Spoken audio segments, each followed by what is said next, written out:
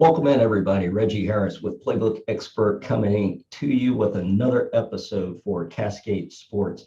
Today, I got a great guest that you're all going to love meeting. I enjoy talking with him. I've known him for a few years, doing a lot of great things in the world of basketball, all the way from youth up to the professional. I want to welcome in DeMarcus Weeks from UHoop. Thanks for having me, guys. All right. So, DeMarcus, we got to start a little bit back at the beginning of your, well, not really the beginning. Let's go back high school, college. So we know you played at UMKC. What's that transition for you? How did you end up from high school, ended up playing Division I college basketball? For me, actually, I was a football player. A lot of people don't know that, Reggie. I actually played all through, Pee Wee and stuff like that. I took football pretty serious. I was quarterback, wide receiver. And I was pretty good. But, getting raised by a single mom, it was just hard for practice. And so, when you're coming from a place like Memphis, a big basketball city, we had tryouts one day, and man, I end up, trying, sometimes your peers influence you. I end up pursuing basketball, and then I started liking it. And then, I wasn't as naturally talented like some of the other guys. So for me, I had to put in a lot of work. So once I seen I can, outwork the guys and stuff like that, I never let it go.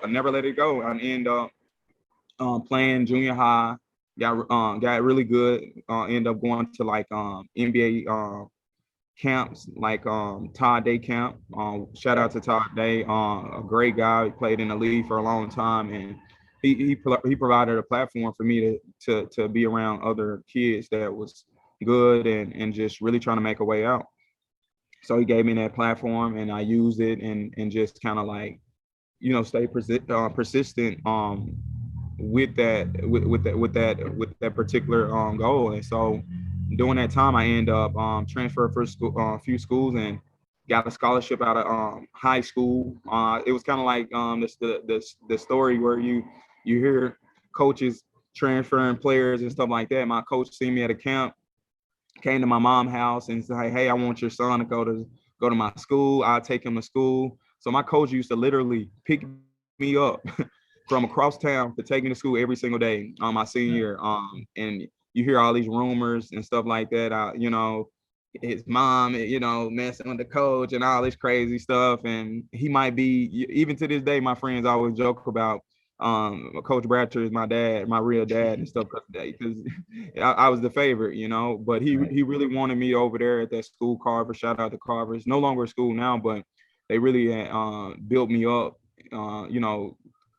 toughness and just resilience. And after high school, I ended up going JUCO, played well there, and just was listening to the wrong people and stuff like that. And then I end up, Coach Z at the time at UMKC ended up calling me up, ended up getting the opportunity to come up. I was going to either potential walk on or whatnot, and then he ended up getting fired. And so actually I ended up playing 1 year of college basketball, honestly, and then decided to go pro in 2009. I got drafted in the D League, selected to the pre-draft camp in 2009, which was kind of like starting my basketball journey. I was about 23, 24, pretty young, could have been a senior in high school. So I didn't take the traditional way. So it's kind of funny right now, like how the kids getting paid and able to have these options. And I was like, I had to literally sit out a whole year and a half due to transferring college and stuff. It was just a pain in the pickle for me to even just get an opportunity. So I had to forfeit 3 years of college to make a decision to go pro. Wow, that's crazy. And I tell you what, as we get into the story and everybody here, that work ethic you developed in basketball has definitely translated into the business world, because you don't let any grass grow under your feet, brother. You always running. I see you doing your thing. I appreciate that. So I know you from UMKC. You're in that long line of Memphis players that came to UMKC and made a difference and were contributing. So you're coming out of college, you get an opportunity to play in the system, in the basketball system, professional ranks. You go overseas. Did you enjoy the overseas experience? What was it that that drove you to continue in the sport? I love my overseas experience. It really was a humbling experience for me, in a sense of just really getting the opportunity to do something I love doing, and being able to be paid to do it, you know. Right. And for me, it was just a dream come true. I was just happy to be there, because to be honest, I never really considered overseas. I just wasn't educated on the thing. You got to think about, at a 20, 23, 20, 20 some years old, just so, you're just so one-sided mind of trying to make it to the league, where you don't even see that there's other opportunities out there. And for me, it was getting to a point where I was just kind of like in desperate situation, where I was like, hey, I want to do this for a living. And so I just started really thinking outside the box. Really what influenced me was Brandon Jennings. Shout out to Brandon Jennings. He because he was already on that platform with like McDonald All-American, stuff like that. He just had that media visibility, and Right. social media wasn't really big at the time now, where you can kind of like get discovered on social media. And so seeing him doing it had really encouraged me to kind of like pursue my dream in a different way, which I went over there and built relationships that I got even to this day, because my teammates was like 17 at the time. Over there it's kind of like the soccer pilot system, where they pilot the more advanced kids on an adult league. And I was playing with guys like that. It was a blessing in disguise, because that's kind of really influenced my business decision. And I had to do a lot of growing up quick. Sometimes I had to really play my own agent at times and stuff like that, so it was a great experience for me, what I mean, as far as doing it at a young age, and really, having trials and tribulations. It was great, what I mean. Yeah. So a lot of this, and with Cascade, we get a lot of the youth and high school athletes that are looking for that guidance and advice. And one of the reasons why I wanted to profile you is because with your story, you show people a lot of what's possible. And there are a lot of other options out there that maybe we don't think about that are there. So you were able to take basketball and leverage that into your career profession. Now let's take this full circle and tell people what you do with UHoops as far as bringing up that next generation of basketball player. Right. So through all my like, I had a short career. I probably could have still played, but my vision for myself was just all about ownership, and be able to control my time, and sometimes the universe moves you into different directions. Because I did it. I played professional 5 years, loved it, and could have still been playing. And so what happened was, UHoops was a side project during the summers when I was training. And so we end up started a networking platform, where it allows players to post up their profiles, and coaches to connect on one accord.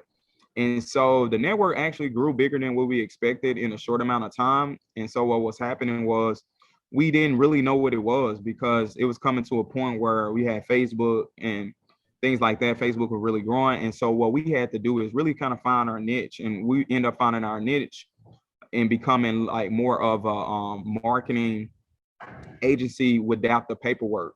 And so where players can sign up, I always call it like a rock star, like how you go into one of your favorite artists concerts, world tour.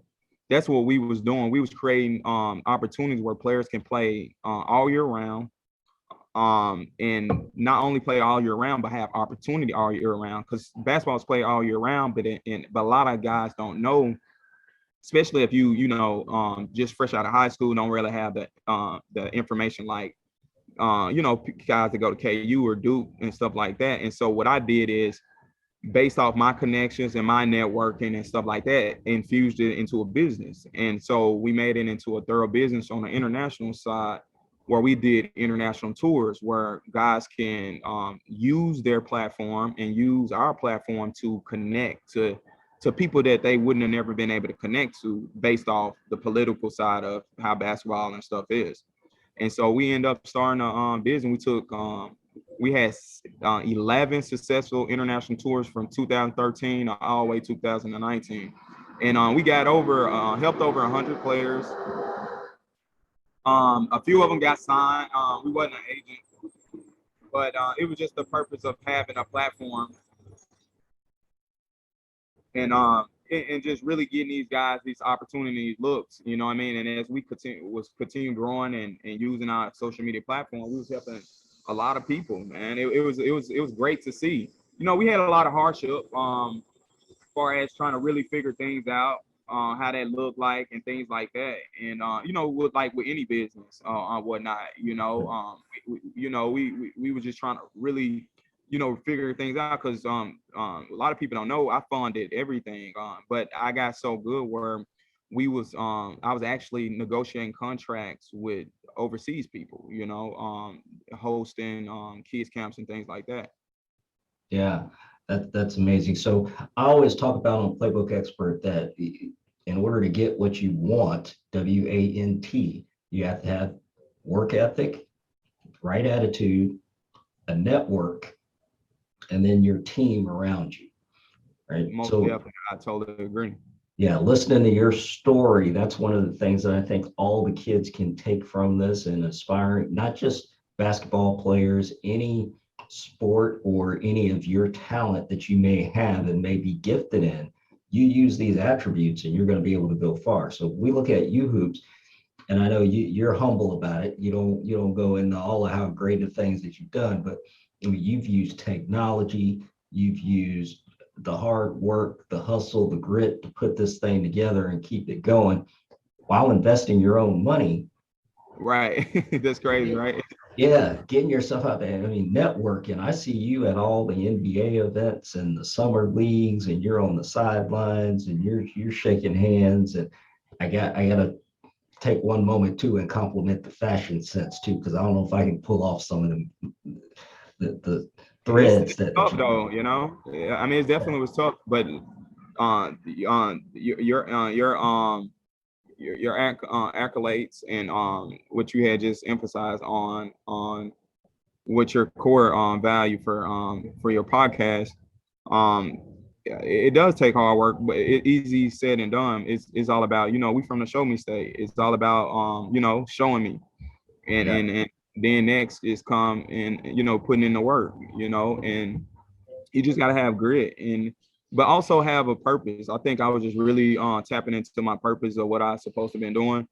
And you know, and sometimes as an athlete, and you know, I accomplished a lot as far as on an athlete standpoint. I went from, you know, high school playing 1 year high school basketball, I won senior athlete of the year, Gatorade player of the year. And when you know, as an athlete or just any person playing in any type of sport, you have an ego. And I think for me to being able to have so much success really in a short amount of time with very minimal connections at that time, I had to put my ego to the side and just really laser focus on my intentions and things like that. You know what I mean? And as an athlete, and I like to encourage, you know, anybody watching this, you know, you always got to be you know, one play ahead, you know what I mean? Because basketball is only a temporary short time of your life, where say for instance you say, hey, I want to be done at 32, 33, you still pretty young, you know, where, you know, you still got more life to go, you know, after sports and things like that. And it's other people like Reggie Harris that you can be meeting and learning from, who's in that space of not only networking, but are you one of the best in your space, as far as, you know, commentating and just articulating what is needed. And people as athletes, we can always learn from people like you as well too, you know. And you are, you know, amazing at what you do. And that's what it's about. It's just about, you know, really just being open-minded about where you can allow basketball to go, not just be stuck into one thing, you know. Right. In So let's talk legacy for a second, because you've created all these great platforms, you've helped out all of these kids and players over the years, and you decide to go to the Bahamas. Not for vacation though, Tell everybody about this project. This is fascinating to me. What we got going on in the Bahamas? So right now, yeah, right now, I mean, for me personally, everything is about the name, it's about respect, and it's about integrity and just doing things at the highest level that I can do it at. And number one is just painting a picture and making an impact. That's why I live about trying to make an impact on people's lives, whether that's a short, meeting them 1 day, 2 days, or whatever. It's all about impact. But how the Bahamas situation came about, I had got a first opportunity to do a really big international situation was in 2016 in the Philippines. They flew me out.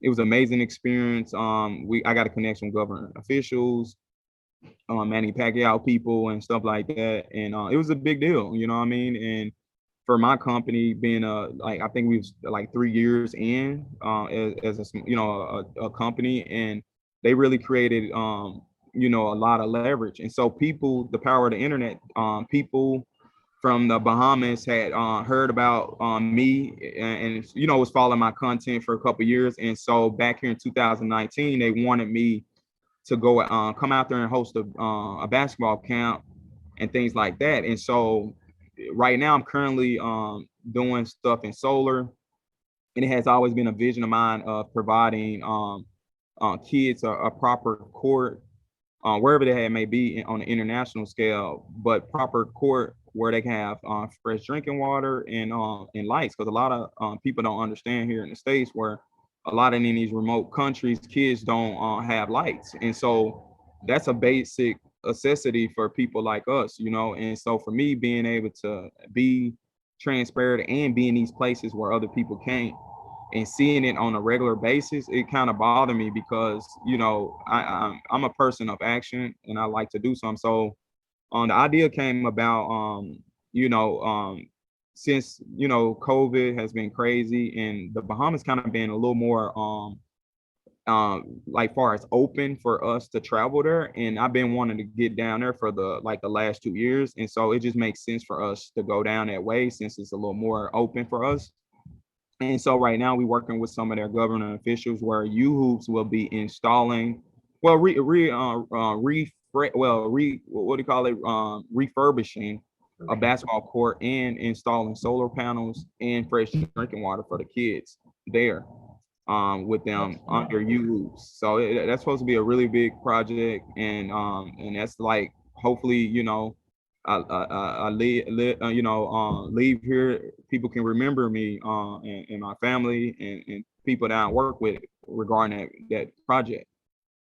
Yeah, that's going to be awesome. And again, you bringing added value. It's basketball, maybe the tool and the vehicle, but then all these other things you're able to add to that to benefit the people in the community.